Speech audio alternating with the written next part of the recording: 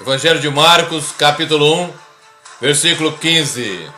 É Jesus falando: arrependei-vos e crede no Evangelho. Estas foram as primeiras palavras do Senhor quando no seu ministério na terra.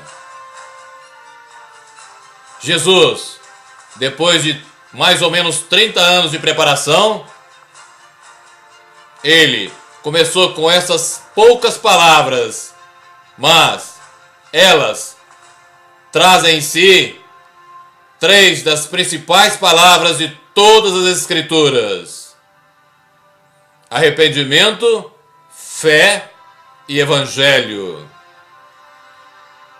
E por que ele começaria com isso?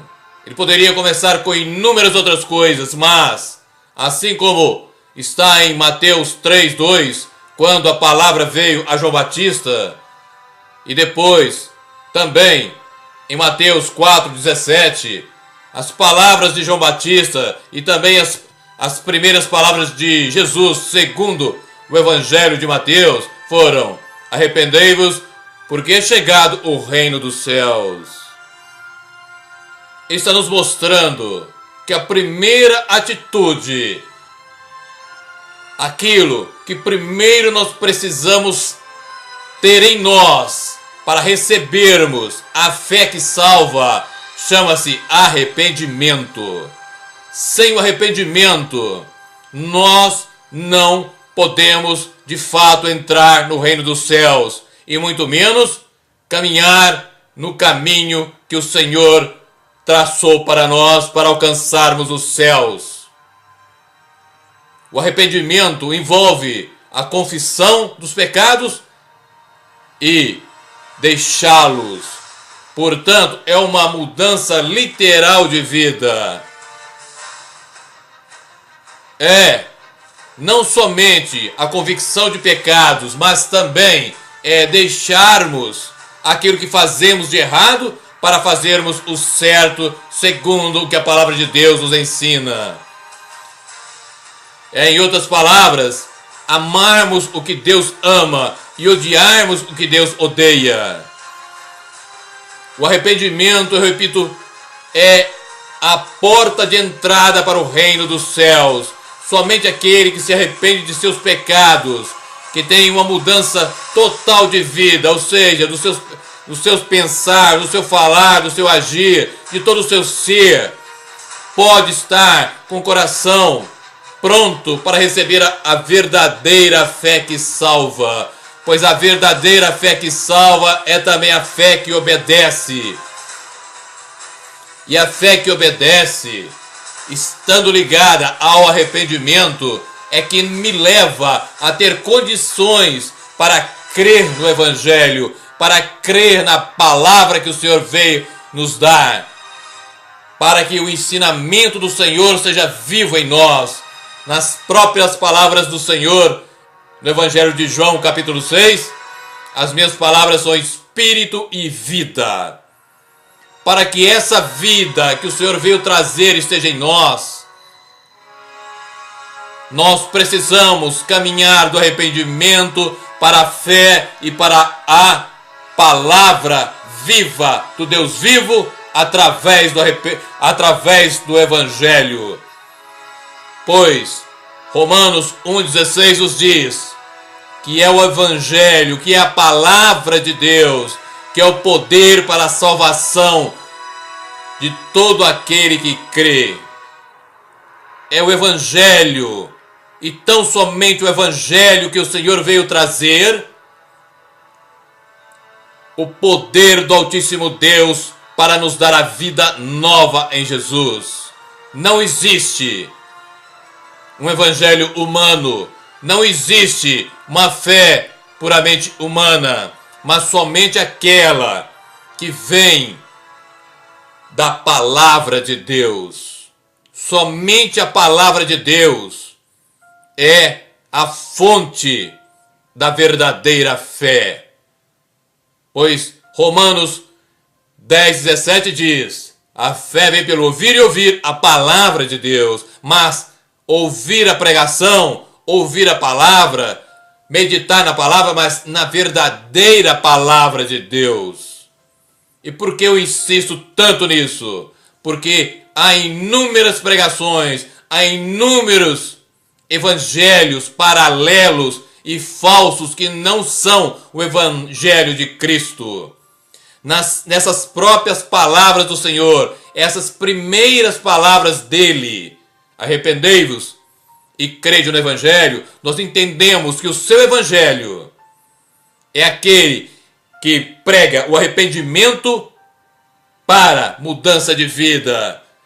É o evangelho que tem seu início, meio e também fim, ou seja, durante todo ele, um processo crescente de arrependimento, um processo crescente de mudança de vida, é um processo crescente de santificação, é um processo crescente da graça de Deus agindo em nós através do Espírito de Deus.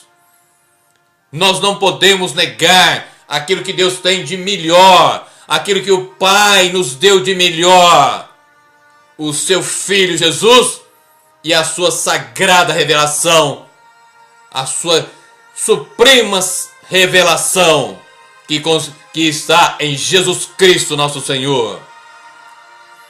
E Ele, Jesus, quando nos diz para arrepender, é porque Ele quer injetar em nós, mediante o Espírito de Deus, a fé que salva. É porque Ele quer que nós tenhamos em nós a sua luz, a glória do seu Evangelho, para que não ocorra conosco o que ocorreu e o que ocorre com aqueles que, sendo incrédulos, como nos fala a segunda carta de Paulo aos Coríntios, capítulo 4, versículo 4, não possam experimentar a glória do Evangelho de Cristo. Sobre eles, sobre aqueles que assim agem, eles não têm o direito, veja bem, não têm o direito de receber em si o que Deus tem de melhor para nós. Compreenda isso, porque eles, não por maldade de Deus, porque Deus não pode ser tentado pelo mal e não faz nada de mal, mas porque eles então não têm o direito a isso? Porque foram incrédulos, são incrédulos e se deixaram enganar, se deixaram cegar pelo inimigo das suas almas, pelo Deus deste século, como a palavra nos diz. O Deus desse século cegou o entendimento dos incrédulos. Veja bem, por isso, para que em nós habite a verdadeira fé que salva, ela tem o seu sustentáculo, tem o local onde ela se apoia, chamado arrependimento e mudança de vida, ou seja, a convicção de pecados, é o confessar, como já disse, e deixar os pecados, para que alcance a misericórdia de Deus, como está escrito em Provérbios 28, 13. E desta maneira, alcançando a misericórdia do Senhor, os nossos olhos são abertos para a grandeza, para a beleza que é Jesus Cristo, a imagem viva do Senhor, a imagem viva de um Deus eterno e invisível. Jesus é a revelação maior do Deus invisível, do Deus Todo-Poderoso. E Ele não disse outra coisa a não ser isso. Compreenda isso. Arrependei-vos. Creia. Mas em que? No Evangelho. Não é para crer em coisas deste mundo, em promessas de homens. Não é para crer em modismos. Não é para crer em política. Não é para crer tão somente nas coisas desta terra. Porque o Senhor em seu evangelho, veio nos trazer valores espirituais, as realidades do evangelho de Jesus.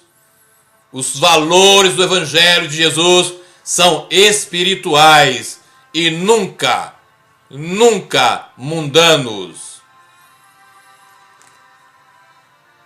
E no evangelho de Mateus, no capítulo 10, versículo 16, veja como que ele nos coloca a cada um que de fato é um verdadeiro cristão, a cada um que vive sendo dirigido e orientado pelo Espírito Santo, conforme nos diz a carta aos Romanos capítulo 8, versículo 14. A cada um daqueles que de fato, assim como está na primeira carta de João, capítulo 2, versículo 6, procura viver, procura estar cada vez mais se conformando a Cristo, buscando ter na sua vida a mesma trajetória que o Senhor teve quando no seu ministério na terra. E voltando então para Mateus capítulo 10, no versículo 16, veja como que ele nos coloca. Eis que vos envio como ovelhas no meio de lobos. Portanto, sede prudentes como as serpentes e simples como as pombas. Mas o que eu quero dizer com isso? Hoje, no meio cristão, existe muito mais lobos do que ovelhas. É isso que você falou, é isso que você escutou. No meio cristão você encontra muito mais lobo do que ovelha. Ou seja, inverteram o mandamento que o Senhor deu. Ele nos deu um mandamento de ser ovelhas. A ovelha é simples, a ovelha não ofende a ninguém, a ovelha ama. Até quando ela vai para o matador, o máximo que ela pode fazer é chorar, mas nem isso. Ela não vai contra aquele que vai matá-la. Mas hoje, o que nós vemos são inúmeros lobos matando, literalmente matando as ovelhas do Senhor. Por quê? Porque eles estão entrando contra este mandamento do Senhor, que nos foi dado em Marcos 1,15. Porque aqui, quando Jesus fala, arrependei-vos e crede no Evangelho, ele está dando o mandamento.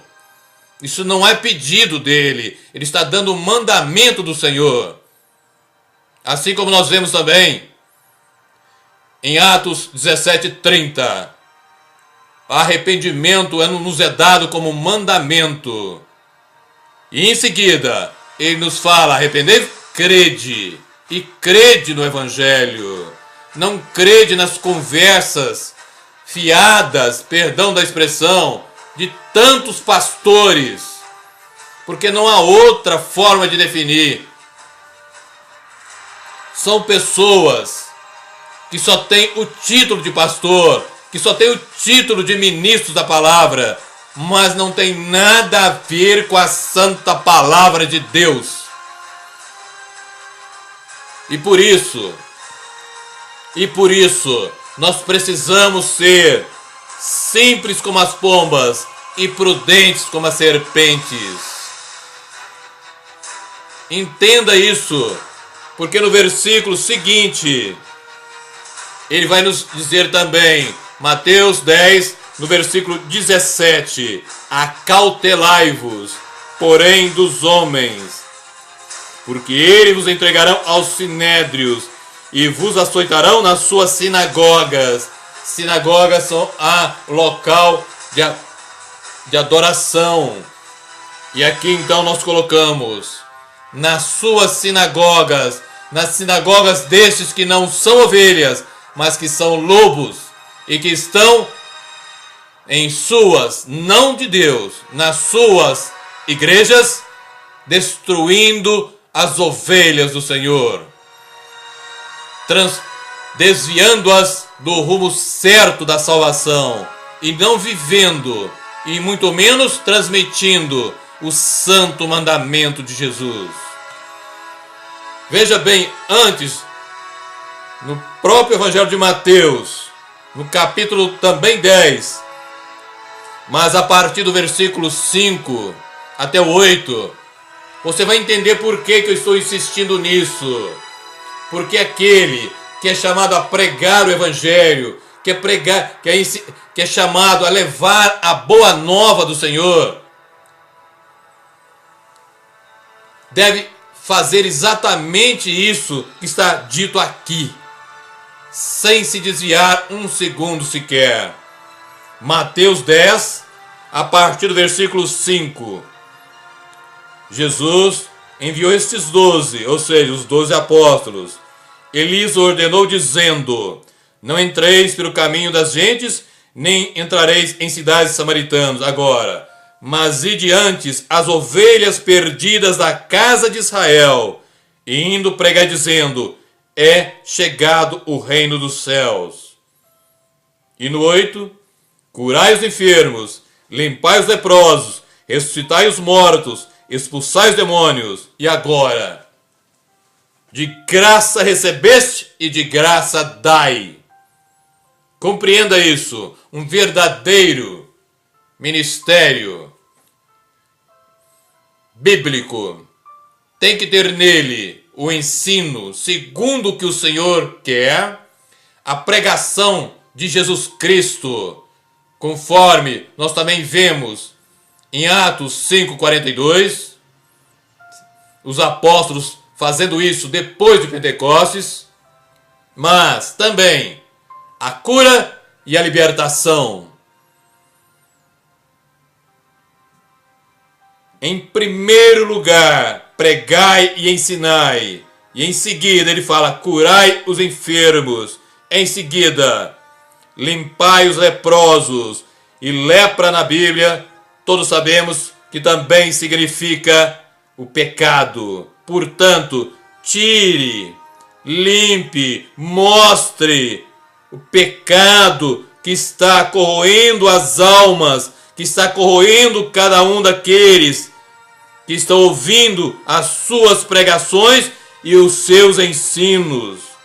Ressuscitai os mortos e expulsai os demônios. Aqui ele está dizendo o mesmo que Paulo, na primeira carta aos Coríntios, capítulo 2, quando diz que o seu ministério não consistiu em palavras persuasivas de sabedoria humana, mas de demonstração do Espírito e de poder. O verdadeiro ministério bíblico vem e está carregado do verdadeiro poder de Deus. Como também na primeira carta de Paulo aos Coríntios, capítulo 4, versículo 20, ele nos diz que o reino de Deus não consiste em palavras, mas em poder. Raciocine comigo. Se aquele que prega, se aquele que anuncia a boa nova, se aquele que está debaixo da unção do Espírito vai comunicar algo sobrenatural, que é o reino de Deus, que é o Evangelho de Jesus, ele só pode fazer isso debaixo do poder de Deus, debaixo da unção de Deus, como eu já disse. Portanto, se você não vê isso, e infelizmente hoje 95 a 98% das igrejas que dizem ser cristãs não tem poder algum. Poder que eu falo de Deus, poder que eu falo do Espírito Santo de Deus. Por isso é preciso que nós estejamos então como pombas e como serpentes, sendo simples, mas sendo também prudentes e simples, para que assim vejamos quem é quem. A você que me escuta, clame a Deus, busque a Deus, para que Ele te dê o discernimento dos Espíritos. Clame insistentemente a Deus, para que você não seja enganado, pensando que está indo para o céu, mas na realidade está caminhando profundamente e violentamente para o inferno. Hoje, no tempo do fim, entenda que as profecias sobre este tempo estão se cumprindo literalmente, pois a palavra de Deus é verdade.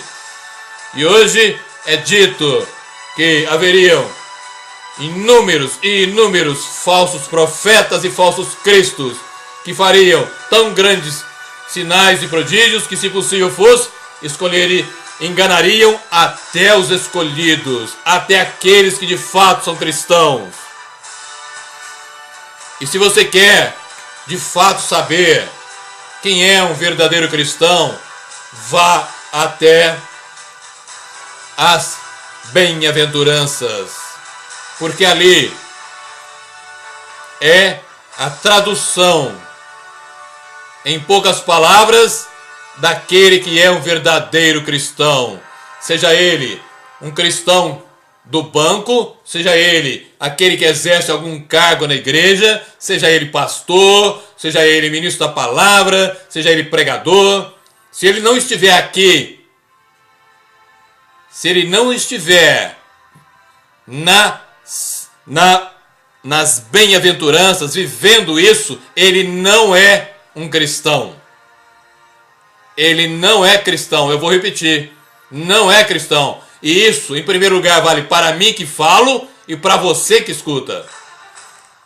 Porque se você não se submeter a Deus,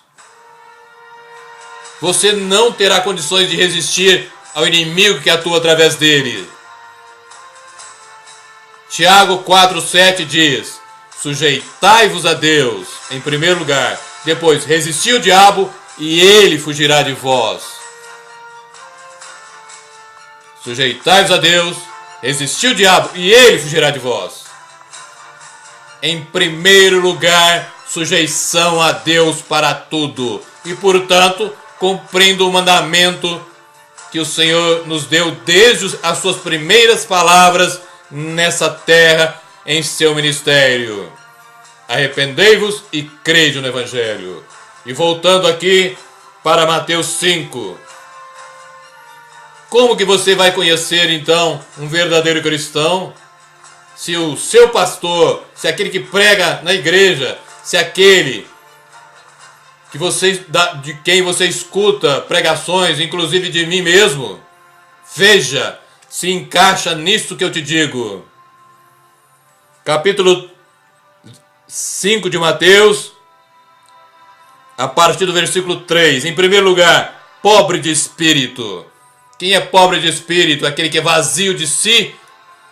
É um vaso vazio de si totalmente, para que o Senhor possa agir, possa enchê-lo. Aqueles que choram, bem-aventurados que choram, porque eles serão consolados. É aquele que chora pelo seu pecado. É aquele que realmente sente a dor do seu pecado, que sente aquilo que fez contra Deus. É aquilo que sente que cometeu um crime contra Deus, e por isso ele chora. Ele não chora pelo outro, mas por si, pelo que ele fez. Bem-aventurados os mansos, porque eles herdarão a terra. Aqui também são aqueles mansos, são aqueles humildes, são aqueles simples, que não buscam para si a glória que só pertence a Deus. Aqui está a divisória. Aquele pregador, aquele pastor, aquele que diz ser homem de Deus, mas busca a glória para si, a honra para si, não é de Deus. Eu repito, não é de Deus. E ainda, aqui, dos versículos principais das bem-aventuranças: bem-aventurados que têm fome e sede de justiça, porque eles serão fartos. Só é um verdadeiro cristão, seja ele pregador ou não, aquele que tem fome e sede de justiça, que tem fome e sede de Deus, que tem fome e sede de estar na presença de Deus, que tem fome e sede de adorá-lo, de estar diante dele, de buscar a sua face, de caminhar nos seus caminhos. Versículo 7. Bem-aventurados os misericordiosos, porque eles alcançarão misericórdia. Isso não é necessário nem explicar, pois sem misericórdia é impossível que alguém seja um cristão. Bem-aventurados os pacificadores, porque eles serão chamados filhos de Deus. Da mesma forma, aquele que está em comunhão, que busca paz, que busca estar em paz com os outros. Hebreus 12:14 diz: buscai seguir a paz com todos e a santificação, sem a qual ninguém verá o Senhor. Em primeiro lugar, seguir a paz.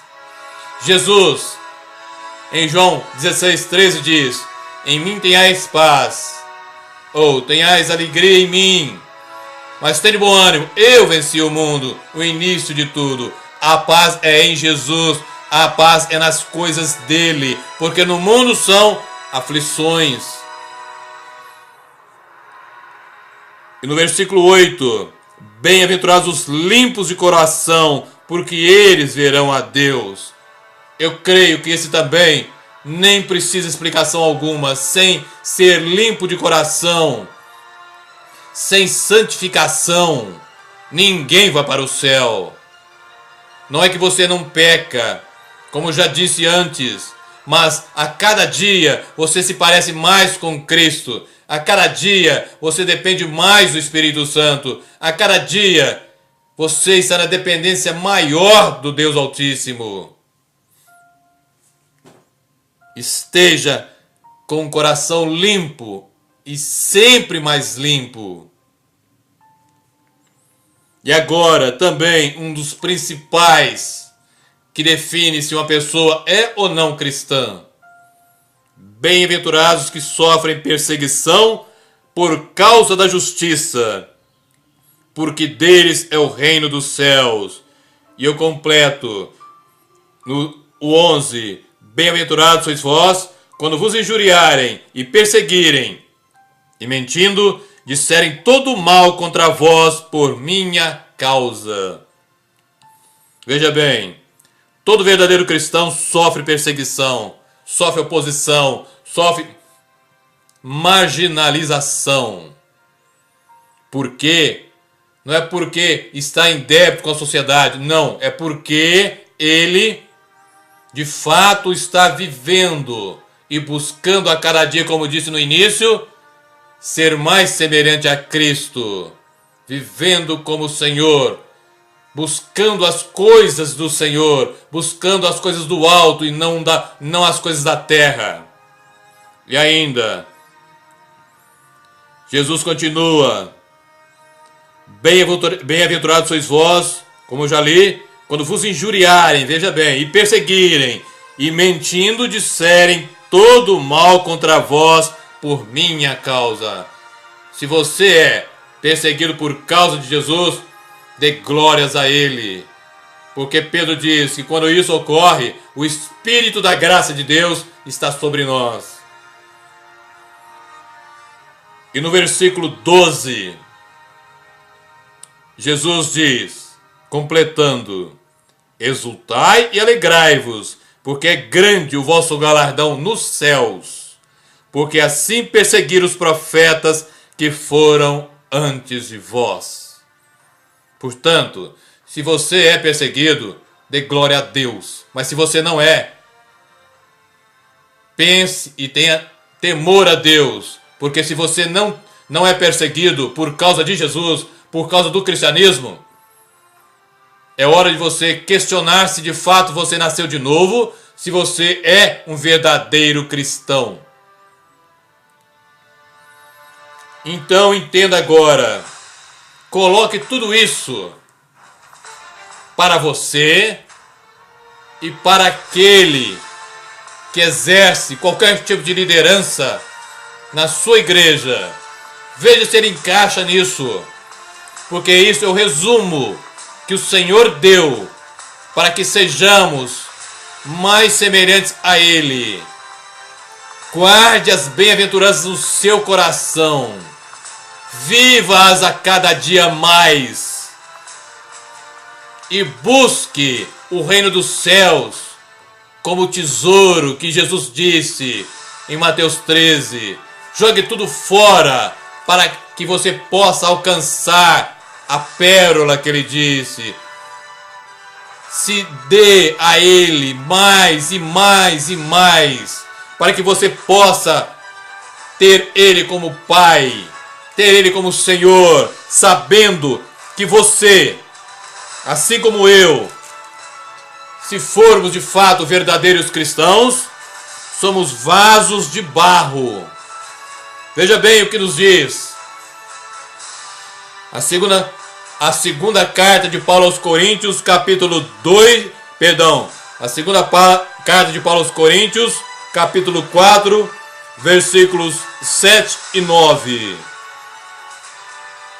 Temos, porém, esse tesouro em vasos de barro, para que a excelência do poder seja de Deus e não de nós. Em tudo somos atribulados, mas não angustiados, perplexos, mas não desanimados, perseguidos, mas não desamparados, abatidos, mas não destruídos. Ou seja, nós somente somos vasos, mais nada.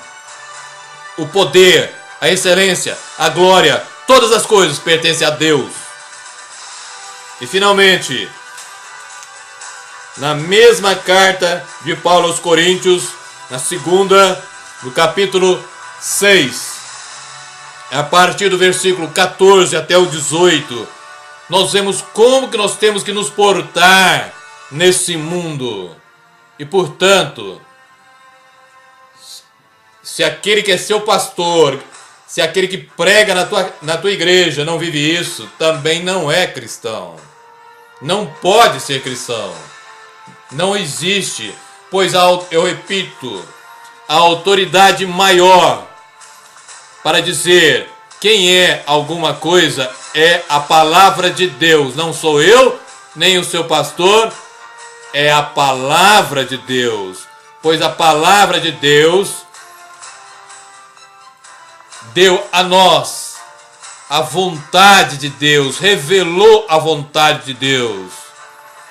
E em Jesus, ela se fez clara para nós. O Evangelho, meus irmãos, não é nada complicado, mas os homens, com as suas teorias, com as suas doutrinas, fazem-nos crer que ele seja complicado. Calvinismo, arminianismo, isso, aquilo, não sei o que. Nós precisamos de verdadeiros pregadores da palavra, que preguem a palavra de Deus, que preguem a palavra de Deus, que deem testemunho vivo de Jesus. Como ele diz em Atos 1:8, recebereis poder quando descer sobre vós o Espírito Santo e ser-me-eis minhas testemunhas em Jerusalém, em toda a Judéia, Samaria, até os confins da terra. É para testemunhar tão somente de Jesus, e não é somente com as palavras, é com a vida, muito mais com a vida. E para ilustrar isso, de que a palavra, de que o Evangelho é simples, veja bem o que o apóstolo Paulo, antes de ler a citação anterior, veja o que o apóstolo Paulo diz também na segunda carta dele aos Coríntios, capítulo 11, versículo 3. Mas temo que assim como a serpente enganou Eva com a sua astúcia, assim também sejam de alguma sorte corrompidos os vossos sentidos. e se afastem da simplicidade que há em Cristo. Mas temo que, assim como a serpente enganou Eva com a sua astúcia, sejam também de alguma forma corrompidos os vossos sentidos e se afastem da simplicidade que há em Cristo. Voltando, então, na 2 Coríntios, capítulo 6, a partir do versículo 14, quando eu disse há pouco que se aquele que prega, se aquele que exerce alguma autoridade sobre você, enfim, todo e qualquer cristão, se ele não estiver encaixado aqui, ele não é cristão. A palavra começa desta forma: não vos prendais a um jugo desigual com os infiéis, porque que sociedade tem a justiça com a injustiça? E que comunhão tem a luz com as trevas? E que concórdia entre Cristo e Belial? Ou que parte tem o fiel com o infiel? E que consenso tem o templo de Deus com os ídolos? Porque vós, veja bem agora, vós sois o templo do Deus vivente. Como Deus disse, neles habitarei e entre eles andarei, e eu serei o seu Deus, e eles serão o meu povo. Veja bem agora a exigência do Senhor para que isso ocorra. No versículo 17, agora, pelo que saí do meio deles e afastai-vos, diz o Senhor. Olha bem, antes que o Senhor receba alguém, Ele pede que seja feito algo. Assim como Jesus disse, arrependei-vos. Aqui Paulo está dizendo, afaste-se do mal, afaste-se das coisas que não procedem de Deus, em primeiro lugar.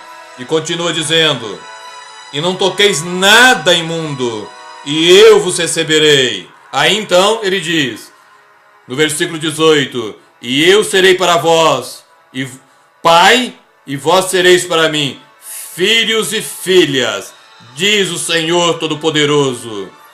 Não é o Aloísio que diz, não são palavras de homens, mas tão somente a palavra de Deus. Faça agora um exame e se coloque diante da palavra de Deus e reflita sobre isso que foi dito, para que você então, se estiver fora, peça misericórdia ao Senhor, para que através de um contínuo crescer em arrependimento, você possa a cada dia crescer mais, não somente no arrependimento, mas também na fé que salva. E assim, conhecer mais o Evangelho de Jesus. Porque creia nisso que eu vou te falar. O Evangelho do Senhor é tão imenso, é tão poderoso, é tão magnífico, que nós começaremos a entendê-lo agora, mas continuaremos para sempre sem compreender totalmente o verdadeiro Evangelho de Cristo, pois ele excede infinitamente a minha e a sua sabedoria e inteligência. Por isso, somente em submissão ao Espírito de Deus nós podemos, de fato, ser uma nova criatura, somente mediante um contínuo arrependimento, como já disse. Você que me ouve e que ainda não se arrependeu, você que está ouvindo e que está batendo contra essa palavra, que está com o coração endurecido, você ainda não é uma nova criatura. O seu coração ainda é de pedra. Peça a Deus para transformá-lo, pois só Ele pode fazer isso. Mas você, que tem então um coração de carne, você que já foi então regenerado pelo poder do Espírito, dê glórias contínuas a Deus, porque você não tem merecimento algum, assim como eu não tenho. A glória a honra, o poder, a autoridade, a majestade suprema e a santidade perfeita só pertencem a Ele, ao Deus Todo-Poderoso. Creia nessas poucas palavras. Volte-se para a santa palavra de Deus e se submeta a Ele, como já disse, para que você então possa estar no caminho certo da salvação e de estar então a cada dia mais perto dos céus, da morada e do descanso do Deus eterno.